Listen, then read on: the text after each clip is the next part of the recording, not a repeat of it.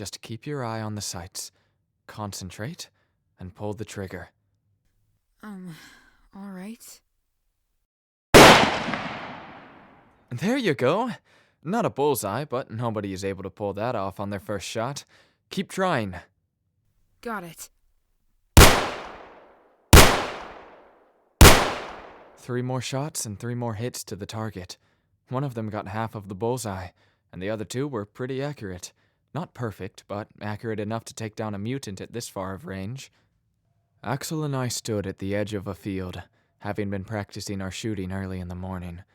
It was around 9 in the morning, the 2 of us having woken up earlier than the others. I had already taught him how to aim down his sights, how to reload, and now he was learning how to shoot.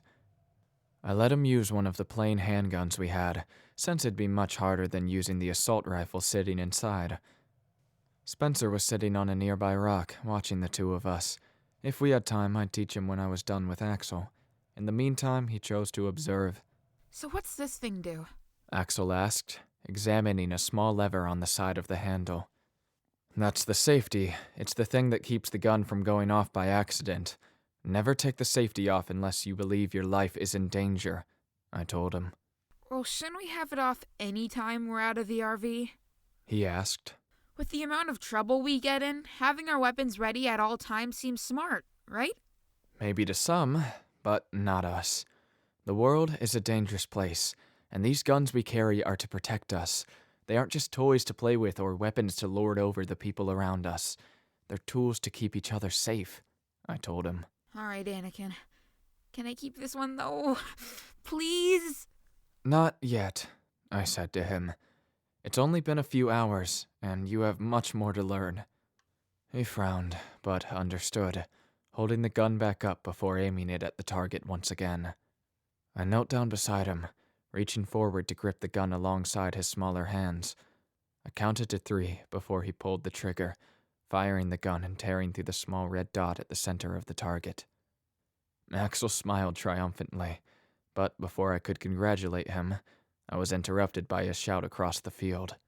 "Hey, dumbass! Get over here!" shouted a voice from the barn. I turned around, spotting Andrew waving in the distance. I turned towards Axel and told him, "Keep shooting, and if you run out, just take one of the clips from the bags here, okay? Keep track of how many bullseyes, got it?" He nodded to me with a big grin on his face before turning around and continuing shooting. I jogged back across the field, stopping beside Andrew as he watched the others carry the bags we brought back towards the RV. "Hey, what's up?" I asked. "We got a problem.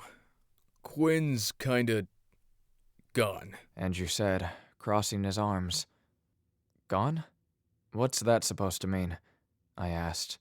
"Well, he slept in the RV last night, and when we woke up, his bags were gone, and so was he. Thank God he left the RV," Andrew said, staring out towards the RV. "Where is he?" I asked. He shrugged. "I'm not sure, but he couldn't have gone far. Spencer got up to take a piss around 6, and he was still there." Maddie then joined the conversation, running over to us from across the field. After taking a breather, she asked us, So we got another issue? The body's gone too. I had spoken to Quinn just last night and I thought we left things fine. I thought to myself, why'd he leave? Is there anything else gone? I asked her. Any possessions at all that don't belong to him? Actually, yeah, the map is gone too. The one you were marking our route with last night? She said. I looked to Andrew, our eyes meeting. The map was our only source of navigation, and while I did have a second one, he had taken the one we marked. You thinking what I'm thinking? I asked him. Evansville? Evansville. About 30 minutes later, we were driving down the road through a small town, the sun beating down on us. The sky had been a bleak gray earlier when we were practicing, and it was kind of foggy, but it had since cleared up and been replaced with the shining sun. It was actually a pretty nice day for once. However, upon entering the town, we noticed one small problem. The people, or more accurately, the lack of them. We didn't see a single person at all, save for a handful of people running down the sidewalks and hiding in their houses. It's as if 70% of Evansville's citizens just disappeared. Any sign of him? I asked as I stood between Hunter and Andrew, who were in the passenger and driver's seat respectively. Nope, this is a small town. But it's still like searching for a needle in a haystack. Especially when we don't know what kind of car he used to get here. Andrew told me. Spencer then raised his hand. Actually, a better comparison would be a needle in a needle stack. We drove by a gas station, stopping beside one of the pumps. Just like the one from last night, it seemed to be abandoned. Got cash? Andrew asked Hunter as the three of us headed outside. He nodded, handing Andrew 2 20s. The three of us, along with Spencer and Axel, all hopped out of the RV to get some fresh air. I strolled past the pumps and looked around, hoping to see some evidence of Quinn. Spencer then turned to Andrew, approaching him calmly. He asked him, Andrew, is it okay if I go and buy a chocolate bar for me and Maddie No. he said plainly, not even bothering to look at him. Spencer frowned and pulled out his Game Buddy, powering it on as he leaned against the pump. He quickly zoned out, his eyes concentrated on the LED screen. Andrew scoffed quietly and gestured to me to come closer as he continued pumping the gas. "What's up?" I asked, though I already knew the answer. He most likely came to complain about Spencer. Remind me again why he's here? Because he's our friend? A friend who can't do shit. All he does is sit in the back and play a stupid game. He got lucky with the tracking thing, but he can't shoot, he can't fight, and he doesn't drive. He shouted at me in a hushed tone so they couldn't hear. Andrew! No, you don't get it. He's useless. I just can't stand him sometimes. Just his personality. He's annoying. I'd rather have that waifu body pillow of his as a teammate. Just deal with it, okay? We're not gonna throw someone out. You may have a problem with it, but nobody else does. Well, besides Quinn, but he doesn't like anyone. Take it up with him privately, I told him. But we're not getting rid of anybody. I knew Andrew wouldn't try and resolve this in any sort of peaceful manner. Most likely he'd just try to accidentally leave Spencer behind until one of us yelled at him to go back. While Hunter and Andrew filled up the RV, I approached the street and took a look around. Down the road to my left was a large baseball stadium that rivaled the one we had seen in Detroit. Down the road to my right were several buildings, one of which was surrounded by construction equipment. And then down the center, I saw a rusty old pickup truck outside what seemed to be a gun shop. I walked across the street, drawing my revolver, as a shadow moved inside the store. I rushed inside, holding up my gun as the shadow stepped directly in front of me. "I thought you were long gone by now," I told him. Quinn sighed, crossing his arms. So did I, but it seems both of us could not resist the temptation that is an ammo cache. "Why do you run?" I asked him, forcing him back into the store. He raised his hands, stepping back beside the counter while I continued to hold the revolver up at him.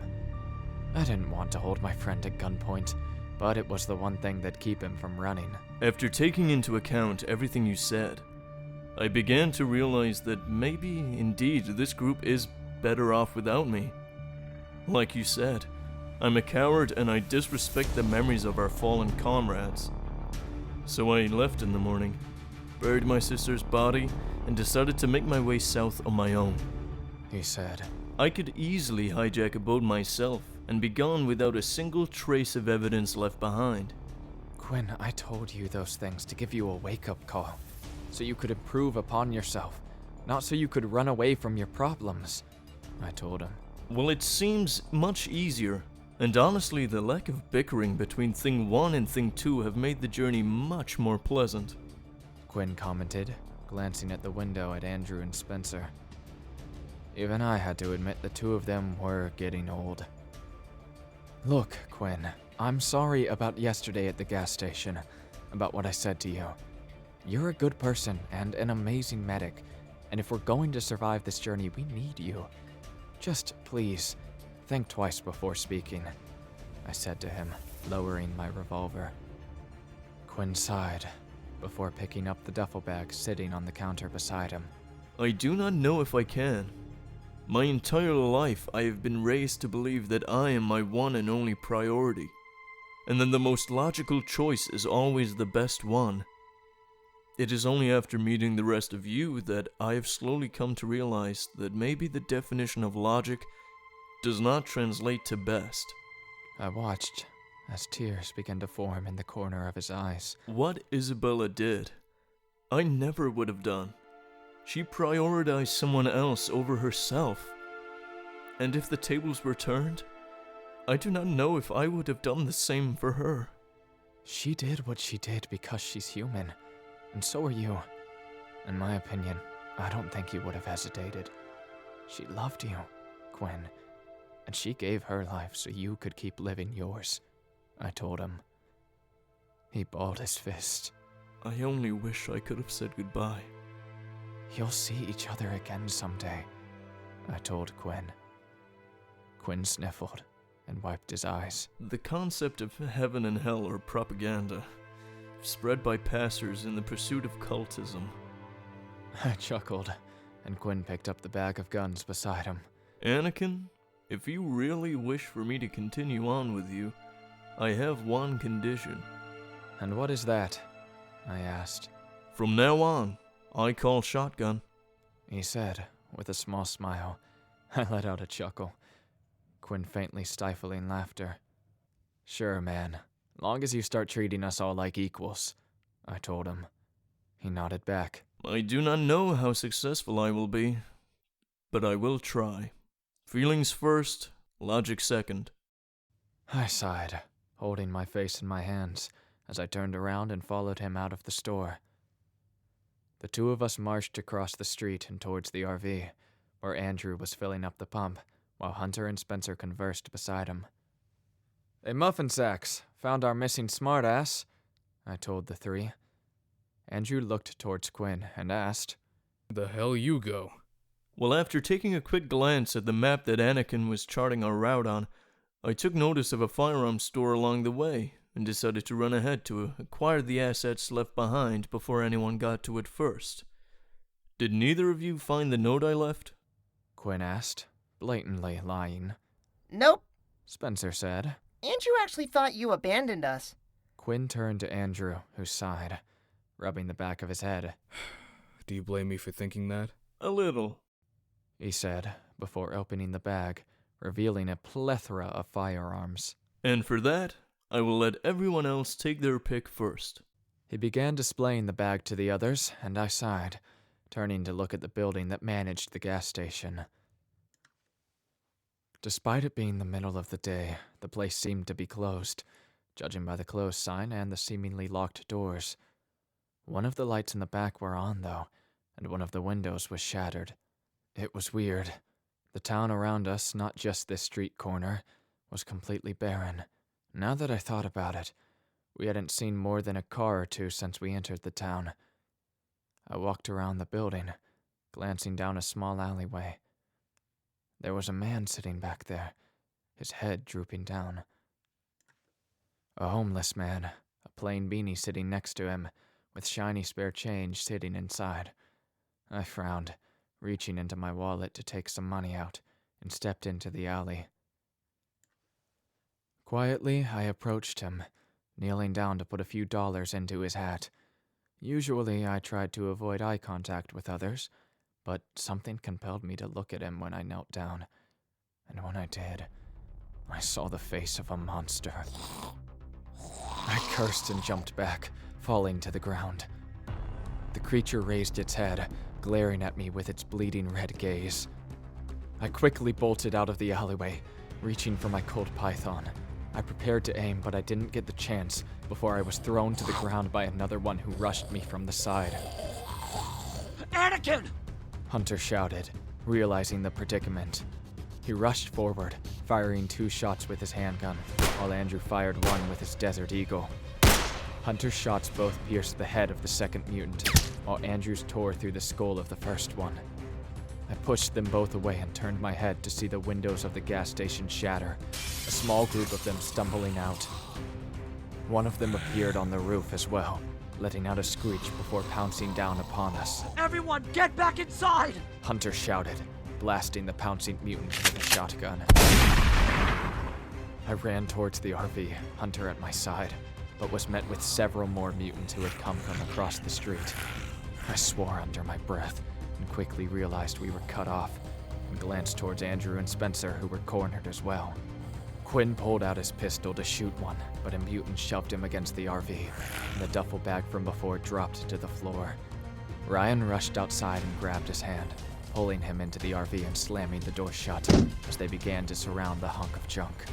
As the mutants began to push past us, I watched as Axel climbed through the sunroof with the heavy M4A1 at his side. The boy began rapidly firing, gunning down mutants with the rifle he could barely hold up. I screamed out as he lost his footing, the recoil knocking him off the side. "Axel!" I shouted, watching as he fell off the side of the RV. He fell to the ground, the mutants submerging on him. I rushed towards him and swung my machete, the blade cutting into the head of the mutant. When I pulled back, the blade and handle broke in two.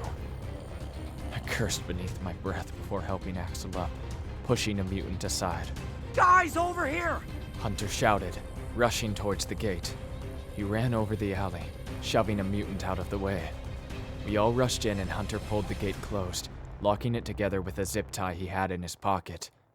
The five of us then backed up as the mutants attacked the gate, attempting and failing to break through. We were trapped. The swarm of mutants, now having combined to form about 50 or so, had bundled up around the gates and the RV, keeping anyone from getting in and out.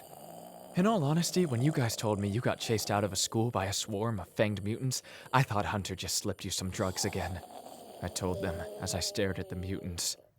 Now what? Hunter asked, watching as the mutants began tearing into the chain-link fence with their claws and gnawing at it with their fangs. While their claws were sharp enough to slice through flesh like a hot knife to warm butter, they were not making much of a dent. However, their teeth were another story. Their acid-like saliva was burning through the metal, slowly causing the chains to corrode away. "We need a plan," I told them. "Are there any other alternate exits?" Spencer began to climb against the brick wall, trying to escape. He quickly realized it wasn't going to work and slumped down towards the ground, defeated. Hunter was also trying to dislodge a pothole in the ground, but there were no grips on this side, making the job impossible. Maybe we could send Spencer over and use him as bait. Or maybe we could start throwing rocks over the fence as a distraction. Maybe Luis left some illegal fireworks in his RV we could set off as a distraction, I thought to myself. But alas, all those ideas were quickly shot down by my consciousness. Hunter turned to the gate and pulled out his machete with a defeated sigh. I'll distract them. You guys just get to the RV.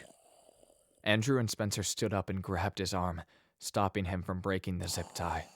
If you open those gates, not only will they immediately kill you, but they'll kill us as well. We need another way out.